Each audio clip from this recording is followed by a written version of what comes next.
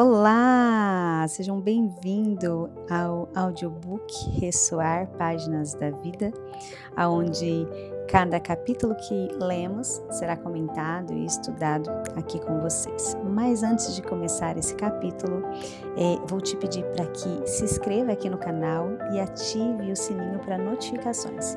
Agora, fique com a leitura deste livro. Olá, chegamos ao capítulo 7 do livro de Lisa Beveri, Eu, Meu Pavio Curto e Deus. E o capítulo 7 tem o título Grande Alívio, não somos o juiz. Não julguem para que vocês não sejam julgados, Mateus 7:1. O que exatamente significa julgar as outras pessoas? Nesse caso, ou com essa conotação, significa condenar, castigar ou levar em juízo. Quando ficamos iradas ou aborrecidas com um indivíduo ou um grupo, sempre seremos tentadas a passar para o próximo nível seguinte, a raiva, que nos impele a julgar. Queremos rotular o outro, pois, então, poderemos desqualificá-lo como pessoa ou menosprezar o cargo que ele ocupa. Julgar outros também é uma tentativa de nos absolver da culpa.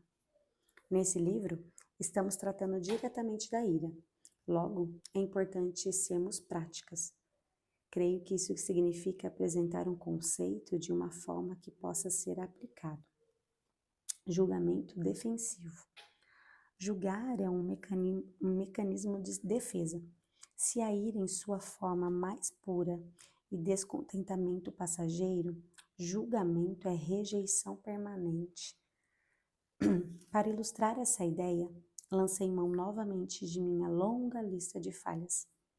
Comentei anteriormente que meu marido John foi quem falou de Jesus para mim em 81. Nós dois participamos de um curso de férias da universidade. Embora eu não fosse crente, John sentiu claramente que devia me convidar para um café com estudo bíblico organizado por um dos professores. Ao longo dos anos, esse casal temente a Deus havia aberto as portas de sua casa para discipular alunos, os quais John era um de muitos. Os Bakers permitiram até que John dirigisse o estudo bíblico semanal para que pudesse crescer e se desenvolver em um ambiente seguro e estruturado. Muitos outros estudantes, entre eles algumas adoráveis moças cristãs, frequentavam esse estudo bíblico na casa dos Bakers quando John chegou comigo, a descrente do campus. Todos ficaram espantados. Será que John tinha se desviado? Ele sabia que eu era uma baladeira. Será que eu, o Satanás encarnado, estava tentando derrubar o líder do seu estudo bíblico? Na verdade, eu era estudante e para mim um convite para um café significava um almoço grátis. No início, eu não tinha nenhum interesse romântico em John. Ele era gentil e eu não costumava sair com rapazes gentis. Lembro-me que me senti uma alienígena nesse encontro. Todos pareciam falar crentes, uma língua estrangeira, que eu não entendia.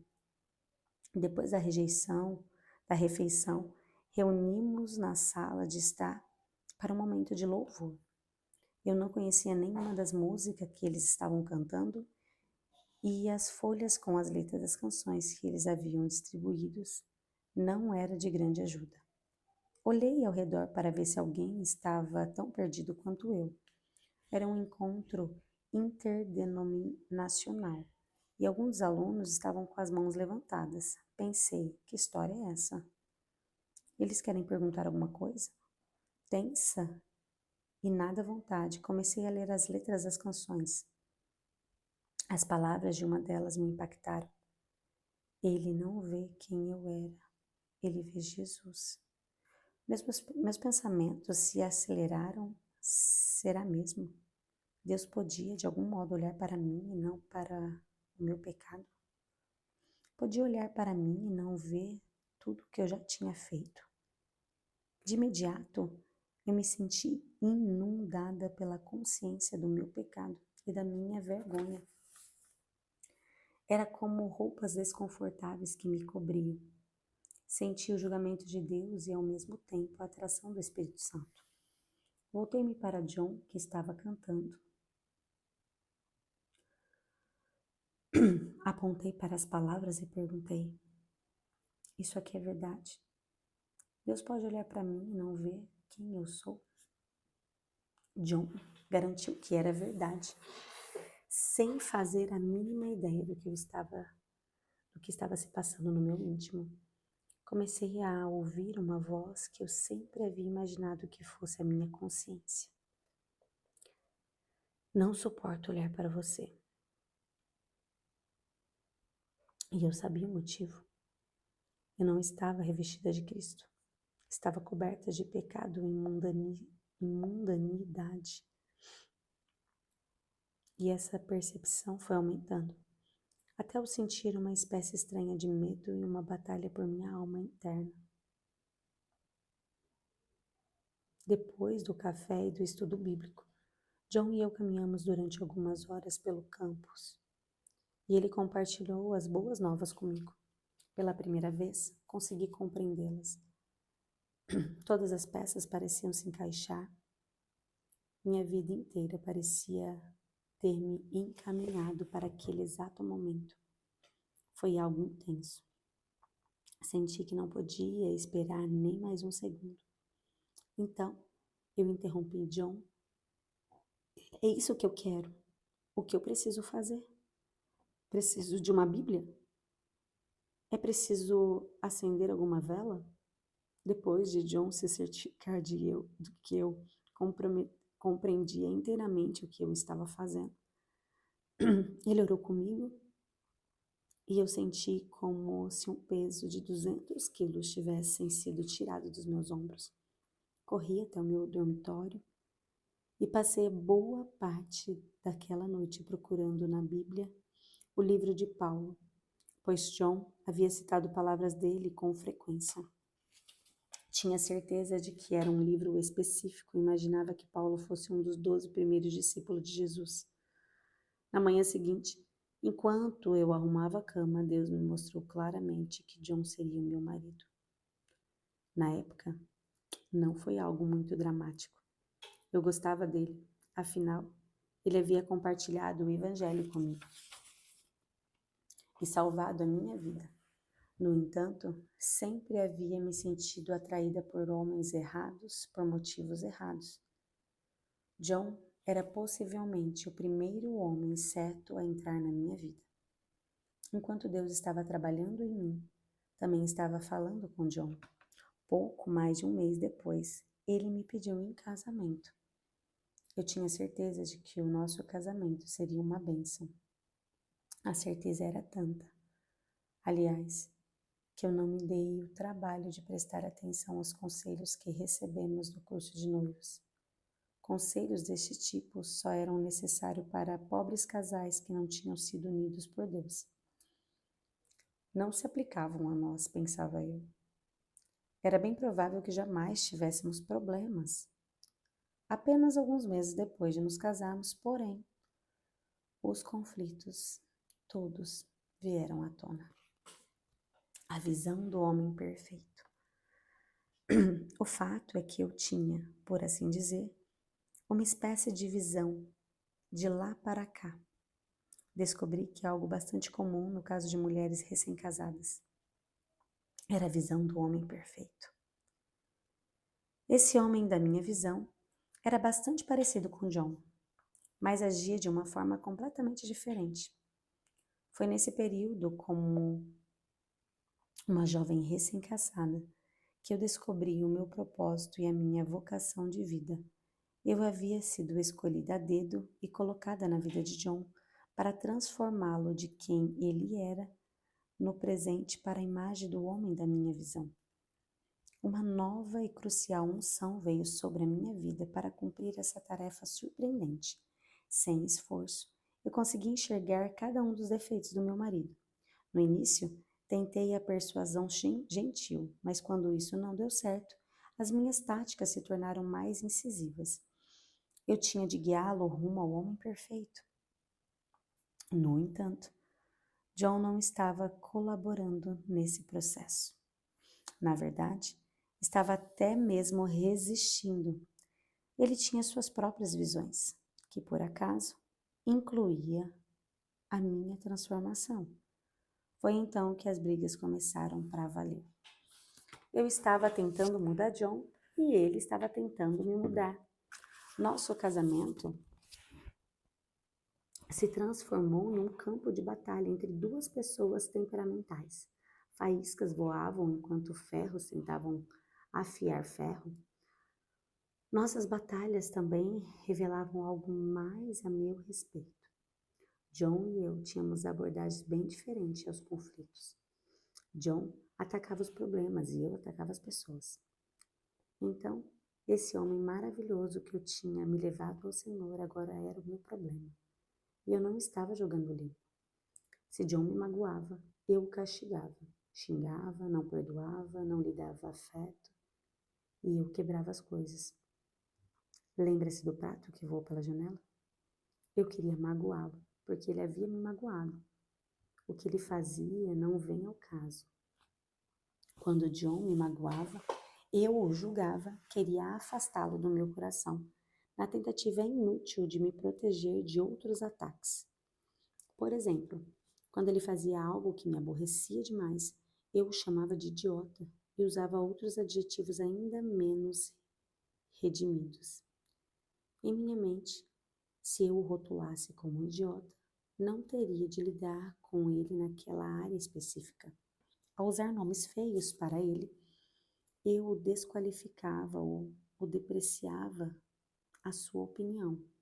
Não lhe dava afeto nem perdão porque o havia julgado e considerado indigno do meu amor, na minha atenção ou do meu perdão naquele momento. A parte mais triste é que, se esses incidentes se acumulam, deixa de ser rejeição em áreas isoladas. Nós passamos a rejeitar a pessoa como indivíduo. Julgamos os outros para tentar justificar o nosso rancor ou a nossa raiva deles. Julgue as ações, não o coração. Vocês ouviram o que foi dito aos seus antepassados: não matarás, e quem matar estará sujeito a julgamento. Mas eu lhes digo que qualquer um se irar contra o seu irmão estará sujeito ao julgamento. Também, qualquer que disser ao seu irmão raca será levado ao tribunal, e qualquer que disser louco corre o risco de ir para o fogo do inferno. Mateus 5, 21 e 22.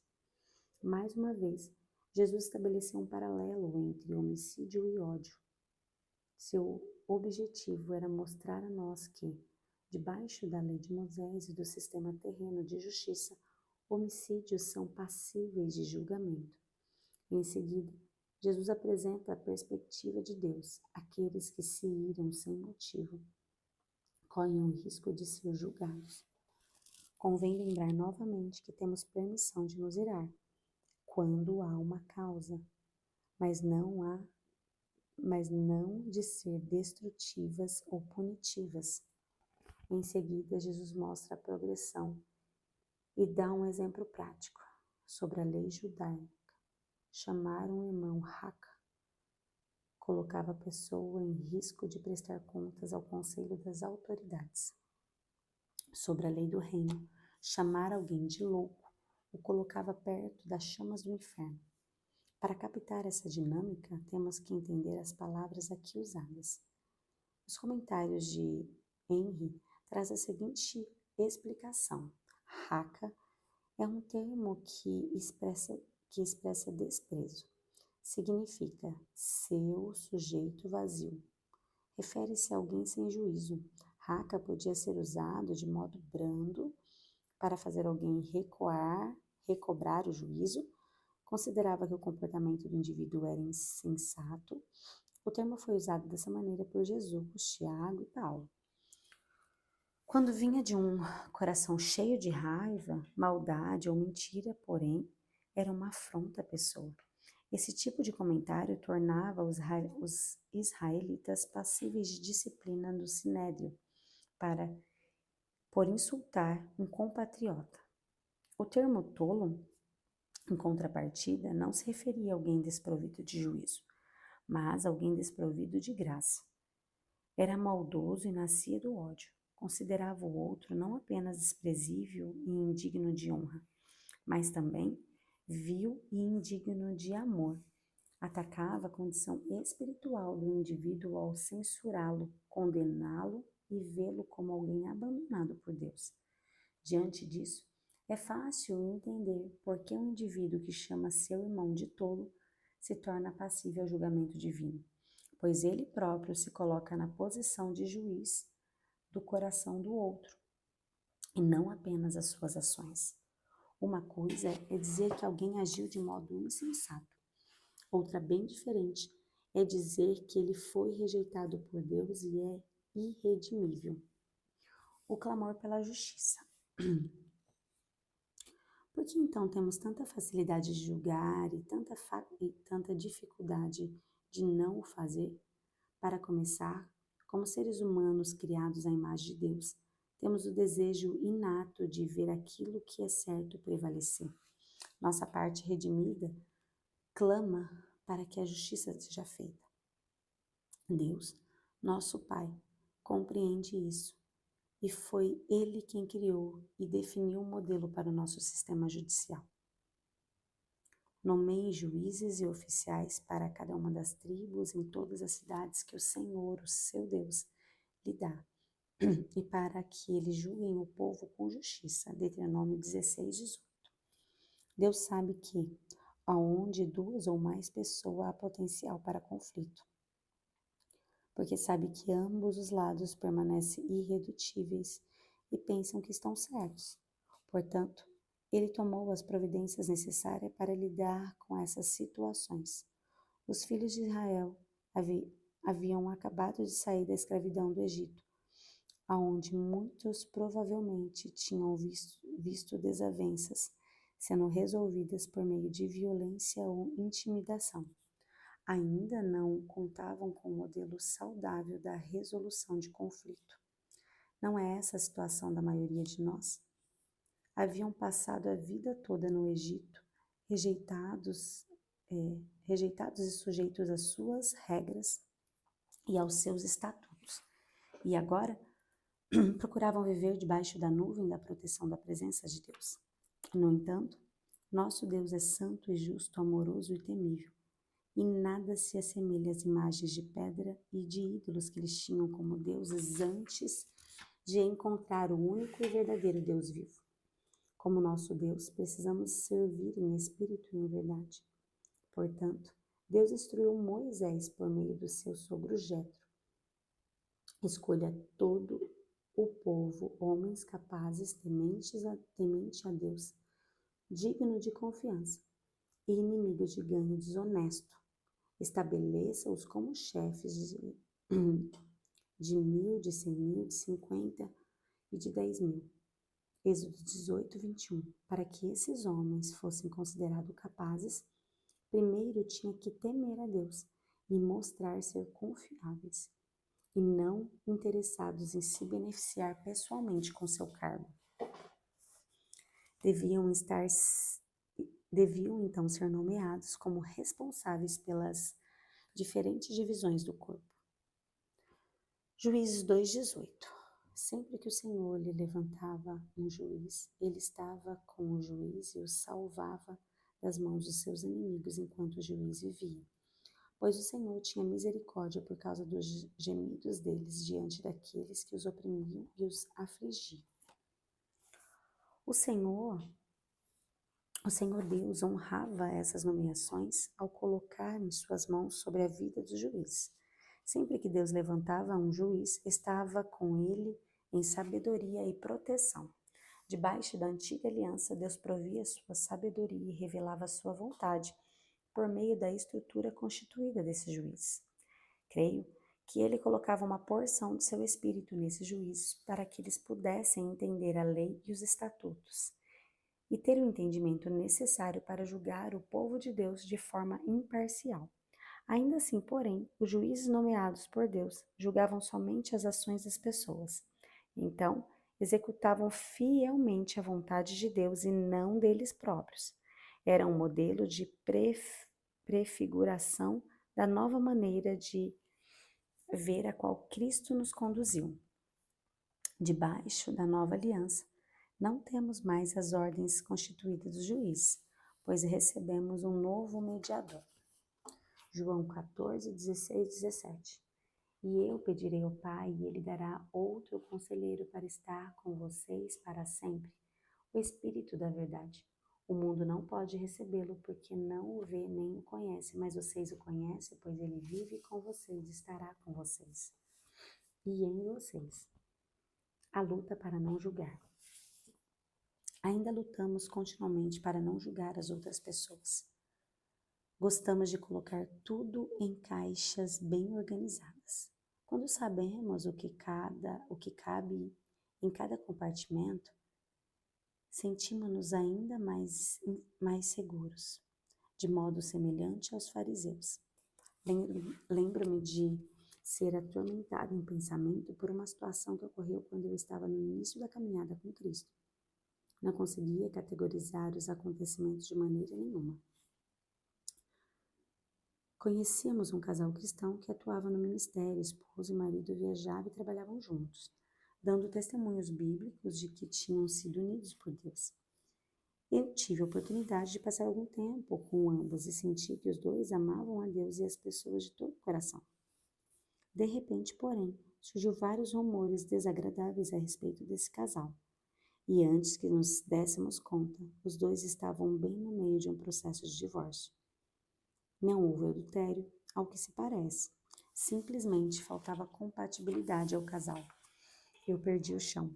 Estava lidando com dificuldades em meu casamento e confiando que Deus nos ajudaria a resolver os conflitos, pois Ele nos havia unido. Esse casal, que dizia também ser unido por Deus, desistiu do casamento e em pouco tempo a esposa se casou com outra pessoa. A minha confiança de que Deus poderia fazer algo no meu casamento foi abalada. Meu impulso foi encontrar algum tipo de defeito nesse casal. Se eu conseguisse desqualificá-lo, poderia espremê-los dentro de uma caixa. Afinal, eu sabia de passagem nas escrituras que justificam o meu posicionamento. A Bíblia diz que quem se divorcia por motivo que não seja infidelidade comete adultério. No entanto, não me parecia apropriado usar esse rótulo para esse casal. Eu os amava e queria compreender o que havia acontecido, mas não havia sentido algum para mim. Sem citar nomes, escrevi o tumulto em meu coração para um pastor sábio e piedoso. Preparei-me, então, uma longa e profunda explicação bíblica em vez disso, porém ele se limitou a suspirar e disse: esse é um caso difícil. Que bom que não preciso julgá-lo. No mesmo instante, eu senti que o peso da situação foi removido de mim. Suas palavras simplesmente me libertaram do meu fardo. Ele tinha razão. Eu havia permitido que Satanás interagisse no meu coração para que eu julgasse outras pessoas e duvidasse da fidelidade de Deus em relação a mim. Eu estava comprovando e comparando o meu casamento com o deles e limitando Deus naquilo que ele podia fazer em meu relacionamento com John. Nesse caso, não estava julgando por ira, mas por medo. Vários anos atrás, John e eu levamos um grupo de jovens para a ilha de Trindade, no Caribe, onde trabalhamos com uma igreja local e demos testemunho nas ruas e de casa em casa. Isso logo depois dos escândalos de Jimmy e de Jim Baker. E nós ouvimos de todos os lados questionamentos sobre a integridade desses homens. A princípio, isso nos incomodou, mas a certa altura algo aconteceu. Espere um pouco. Jimmy e Jim não têm nenhuma relação com o que estamos pregando. Então, eu pude responder sem hesitar. Esses homens não morreram por nossos pecados. Jesus morreu por nós. Ele não tem nada a ver com aquilo que estamos dizendo. Pare de inventar desculpas. Muitas vezes julgamos outras pessoas para reduzir a pressão que nós mesmas sentimos. Quando eu brigava com John, era extremamente dura com ele. Mas sabe com que eu era mais dura? Comigo mesma. Eu atacava John para me justificar daquilo que deveria e desviava a atenção dos meus defeitos.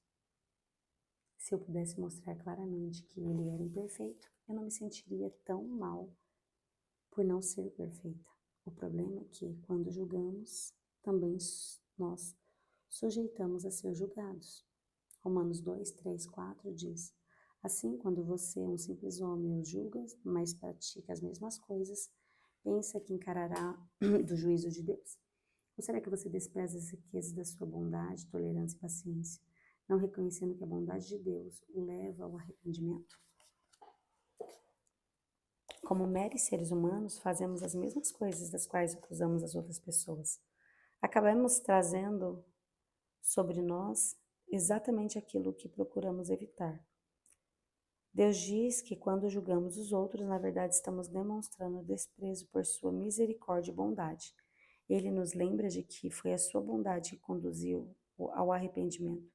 Embora vivamos em uma cultura que nos programou para julgar, devemos dar ouvido à demonstração de Paulo para que os cristãos se comportem de forma diferente. Digo isso para envergonhá-los. Acaso não há entre vocês alguém suficiente sábio para julgar uma causa entre os irmãos? Mas, em vez disso, um irmão vai ao tribunal contra o outro irmão, e isso diante de descrentes. O fato de haver litígio entre vocês só significa uma completa derrota. Porque não preferem sofrer a injustiça? Porque não preferem sofrer o juízo? Ou pré-juízo? 1 Coríntios 6, do 5 ao 7. Observe que ainda nos é permitido julgar desavenças, mas Paulo incentivou a igreja a escolher membros sábios para ser árbitros, a fim de evitar que a sua causa fosse apresentada em um tribunal pagão, não constituído por crentes. Seu maior desejo, contudo, era que nem sequer houvesse litígio entre os cristãos. Era preferível que se sofresse a injustiça cometida por outro irmão e se esforçarem tanto para garantir os próprios direitos. Também nesse caso, a semelhança com as brigas que eu tinha com meu marido. Não há nada de errado em querer trazer inconvenientes à tona, desde que eu ataque o problema e não a pessoa. No início, essa abordagem requer um bocado de prática. Precisamos aprender a enxergar o que estamos fazendo. Em minha experiência, descobri que sou mais rápida para me defender do que para eu ter consciência das minhas ações. Portanto, nem sempre sou o juiz mais confiável do meu próprio comportamento. Preciso da intercessão daqueles que muito mais sábios e imparciais nessa situação. O problema do orgulho. Orgulho só gera discussões, mas a sabedoria está com os que tomam conselho. Provérbios 13, 10. Meu orgulho muitas vezes me impediu de ceder, mesmo quando eu sabia que estava errada. Se o orgulho é solo fértil para brigas, a humildade é o ventre na qual se desenvolve a reconciliação. Sempre que me humilho, vejo cura e perdão nascerem antes onde pareciam impossíveis. Há muitas maneiras de nos humilharmos, nos julgar, mas julgar as outras pessoas não é uma delas. Quando julgamos os outros, não estamos nos rebaixando, mas sim nos exaltando como se fôssemos superiores quanto à nossa posição, a percepção ou a inteligência. O melhor testemunho que pode dar é caminhar em amor e perdão, sem impor os nossos direitos sobre as outras pessoas. Isso só acontece quando permitimos que o Espírito Santo intervenha a nosso favor e nos arrependemos da tendência de nos elevar à posição de juízes. No capítulo seguinte, abordaremos uma questão que precisa estar resolvida em nosso íntimo. É tentadora acreditar que estamos sendo julgadas.